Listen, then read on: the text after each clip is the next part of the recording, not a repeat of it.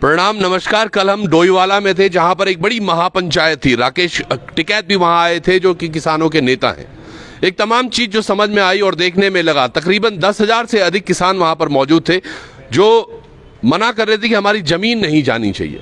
क्या किसान विकास के विरोधी हो गए हैं? क्या विकास इनको समझ नहीं आ रहा है? और जो सरकारें कर रही हैं आज कि विकास होना चाहिए, बड़ी बड़ी टाउनशिप बननी चाहिए, बड़ी बड़ी अट्टालिकाएं बने, तो फिर किसान कहाँ जाएंगे? क्यों ये विरोध है, जानने की कोशिश करते हैं। जी भाई, क्या कुछ हो रहा है आज? फिर आप प्रेस क्लब आ गए। हाँ, इस राज्य का निर्माण किस चीज़ के लिए हुआ था कि पहाड़ी राज्य होगा हमारा। हम उत्तर प्रदेश के साथ क्यों कंफर्ट नहीं थे? क्योंकि हमें लखनऊ हमारे लिए बहुत दूर था और पहाड़ में पोस्टिंग को उस समय जो है पनिशमेंट पोस्टिंग कहा जाता था कि भाई जिसका ट्रांसफर पहाड़ के जिन जिलों में हो गया वो पनिशमेंट है। आज की तारीख में इन 22-23 सालों में उस पहाड़ के किसी जिले में इनको टाउनशिप बनाने के लिए जगह क्यों नहीं मिल रही है? इनको एरो सिटी बनाने के लिए जगह क्यों नहीं मिल रही है? इनको वहाँ स्मार्ट सिटी क्यों नहीं बना रहे उन पहाड़ों में? इनको सब कुछ यहाँ पर क्यों लग रहा है कि जो हमारी फर्टाइल लैंड है, जो मेरे पिताजी ने बचा के रखी, जो मेरे दादा की जमीन थी, उस पर इनकी नज़र है। इन सरकारों से हम पूछना चाहते हैं, इन मंत्रियों से, इन विधायकों से, सरकार के सचिवों से, मुख्यमंत्री से पूछना चाहते हैं कि क्या आपको इस प्रदेश के 8-9 जिलों में कुछ नज़र नहीं आ रहा है? आपको सिर्फ और सिर्फ डोईवाला के किसान की जमीन क्यों नजर आ रही है? क्योंकि आपको वहां हवाई अड्डे से उतरना है और 5 मिनट में वहां पहुंचना है, क्योंकि गैरसैंण जाने में, चमोली जाने में, पौड़ी जाने में आपकी कमर दुख जाएगी। ये दर्शाता है कि टाउनशिप यहाँ लाने का उद्देश्य इनका यह है पहाड़ में इनको जाना ना पड़े, ग्रीष्मकालीन के नाम पे जो नाटक चल रहा है वो चलता रहे, और यहाँ के लोग, जिन लोगों ने अपनी बेशकीमती जमीन को नहीं बेचा, मेरे पिताजी ने एक चतुर्थ श्रेणी कर्मचारी के तौर से नौकरी शुरू करी और उनकी खुददारी थी कि आज भी उनका जो खेत है और सरसब्ज है, और हमें बड़ा फक्र होता अपने खेत में जाते हुए कि हम उस किसान की औलाद हैं। आज हमारे खेत पे इनकी नज़र पड़ गई। कभी ये कहते हैं हवाई अड्डे का विस्तार करना है, फिर कहते हैं एरो सिटी बनानी है, फिर कह रहे हैं टाउनशिप बनानी है। और सवाल देखिए, हम विरोध कर रहे हैं टाउनशिप का और सरकार जवाब क्या दे रही है? एरो सिटी पे जवाब दे रही है। अरे इतना ही बड़ी, मतलब कितना बड़ा, मतलब इसे क्या कहेंगे? आपकी सरकार का मंत्री कह रहा है, मुख्यमंत्री कह रहा है कि एरो सिटी का प्रस्ताव नहीं है। हमने कहा एरो सिटी की बात नहीं कर रहे, टाउनशिप पे बात कीजिए।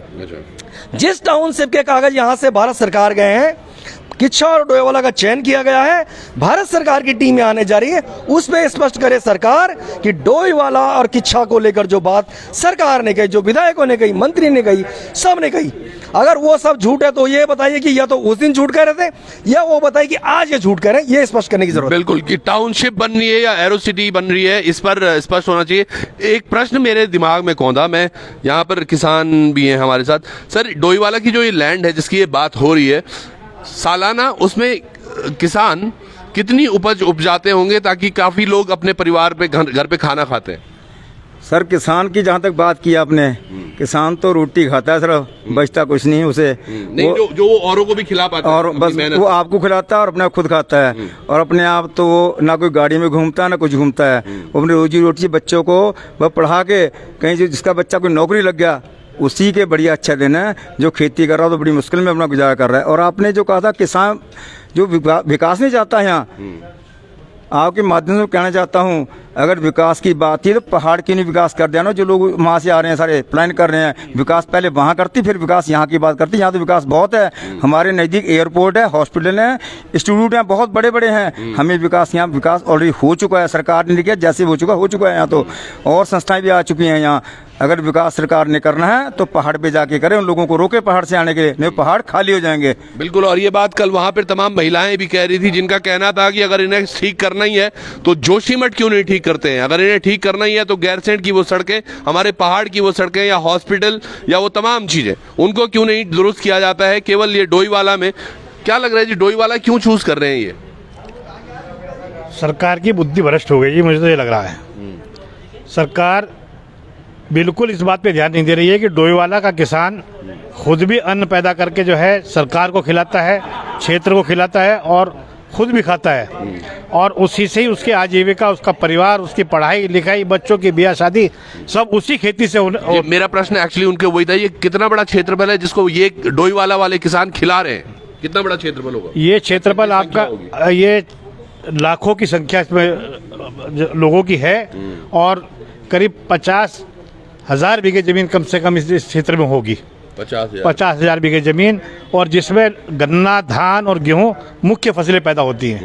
डोईवाला शुगर फैक्ट्री करोड़ों रुपए का ये प्लांट है, उसे अगर आपने इंटीग्रेटेड सिटी के नाम पे जो है इसे डेवलप करने का कहीं प्रयास शुरू कर दिया तो शुगर फैक्ट्री जो आज आजीविका डोईवाला की पूरे बाजार की और पूरे व्यापारी वर्ग की चलाती है, तबाह और बर्बाद हो जाएगी, और लोगों को जो है जो अपने आजीवन खेती काम करते थे उन्हें रोजगार के अवसर ढूंढने मुश्किल हो जाएंगे। बिल्कुल। और जैसे इन्होंने कहा भी है कि लाखों लोग इफेक्ट होते हैं जब डोईवाला में कुछ फसल उगती है, तो वो जब मंडी पहुंचती है तो उसका उपयोग लाखों लोग करते हैं। यानी कि अगर वो लेट आता है, जैसे अभी टमाटर एकदम से फुदक के महंगा हो गया था, भाई किसान की जब जमीन चली जाएगी तो यानी कि और चीजें भी महंगी होती चली जाएंगी। और कहना चाहता हूँ, आपने कृषि की बात की, डोईवाला क्षेत्र में जो किसान पैदा करते हैं एक कलनी हर्ष होती है, उसे जो 200 देशों में जाती है वो डोईवाला क्षेत्र में लोग पैदा करते हैं। और उसकी जो फैक्ट्री जो लगी है फ्लैक्स फूड लाल दपड़े में लगी हुई है, जिसमें बहुत किसान मजदूर उससे लाभान्वित हो रहे हैं। वो अगर ऐसा कुछ हुआ तो वो भी प्रभावित हो जाएंगे, काफी लोग प्रभावित होंगे। और कई लोग ये बात करते हैं, गन्ना क्या 13 लाख कुंटल गन्ना डोईवाला से मिलता है इस क्षेत्र से, 13 लाख यही मैं पूछना चाह रहा था और उसमें 1.25 लाख कुंटल बोरी बनती है चीनी की। कितना मतलब कितने लोगों को देते होंगे चीनी, कितने जहाँ जाती है और कितने राज्यों तक जाती होगी वो 1.25 लाख क्विंटल जो कितने राज्यों में। अच्छा, हमारी शुगर फैक्ट्री की चीनी अब की बार उत्तराखंड के लिए स्वाभाविक की बात है कि हमारी चीनी 3 देशों में विदेश में भी गई है अब की बार, इसीलिए आप राज्य बोल रहे थे। और देखिएगा। हाँ। और मैं बता देना चाहता हूं आपके चैनल के माध्यम से, एक हमारे पास इस टाइम एक मीडिया ही ऐसा साधन बचा है कि राजा तो कुशासन पे उतर आया है।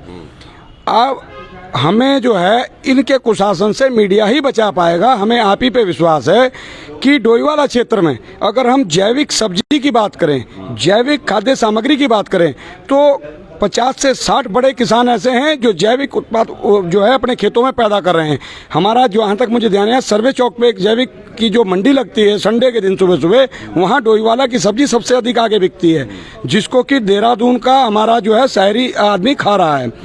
उसके अलावा जो हमारी लीची देहरादून की जो मशहूर थी, उसके अलावा जो बासमती हमारी देहरादून की मशहूर थी, श्रीमान जी देहरादून में तो आबादी ज़्यादा होने के कारण वो लीची और बासमती दोनों ही खत्म हो गई। ये एक डोईवाला ही क्षेत्र बचा है जो पूरे विश्व के अंदर जो बासमती देहरादून का चावल मशहूर है वो डोईवाला में पैदा होता है। ये बात पे एक्चुअली समय की भी प्रतिबद्धता है, लेकिन समझने वाली बात है। जिन लोगों को लग रहा है, मैं इसीलिए ये टॉपिक इस तरह से आया था कि किसान अगर विरोधी है विकास के, तो यकीन मानिएगा आज यकीन ना वो लीची मिल पा रही है, ना वो चावल बासमती मिल पा रहा है। बहुत सारी चीनी चाय पत्ती की भी बात होती थी देहरादून की, वो सब मिट चुका है। अब रह गई है तो बड़ी बड़ी बिल्डिंगें, टूटी फूटी सड़कें और तमाम गतिविधियां जो हम देखते हैं कि बड़ा विकास हो गया है। अगर डोईवाला में भी ऐसा होता है तो 1.25 लाख क्विंटल जो कहीं जाकर वो चीनी विदेशों तक जाती है, उसमें फर्क पड़ेगा, हमारे किसानों पर फर्क पड़ेगा। तो आजीविका यानी कि कहीं ना कहीं महंगाई भी बढ़ती जाएगी, जिसको हम अप्रत्याशित देख नहीं पा रहे, पर होगा। जाते जाते एक अंतिम प्रश्न मैं गजी भाई से ले लेता हूं। अगर ऐसा हुआ जो अभी मुख्यमंत्री जी ने और प्रेमचंद अग्रवाल जो मंत्री हैं, इन्होंने कहा है कि भैया अभी तक तो हम बना नहीं रहे ऐसा कुछ, पर अगर ऐसा हुआ तो क्या रहेगा आपका रवैया या कहां तक जाएंगे किसान? हमारी तो सिर्फ एक लाइन है, इनके कोई भी प्रोजेक्ट हो, इनकी कोई भी भाषा हो, कितनी बार हमने बयान बदले, कितनी बार सच कहें, कितनी बार झूठ गए, ये एक बात कान खोल कर सुन लें, हम अपनी 1 इंच भी ज़मीन नहीं देंगे। इसके अलावा मैं और कुछ नहीं कहना है। 1 इंच भी जमीन नहीं देंगे, तो ये किसानों का कहना है। तो क्या कुछ होता है इसमें, हम भी प्रकरण पर बने रहेंगे, तो जुड़े रहिएगा और किसानों का साथ दीजिएगा। वीडियो शेयर जरूर कीजिएगा। धन्यवाद, नमस्कार।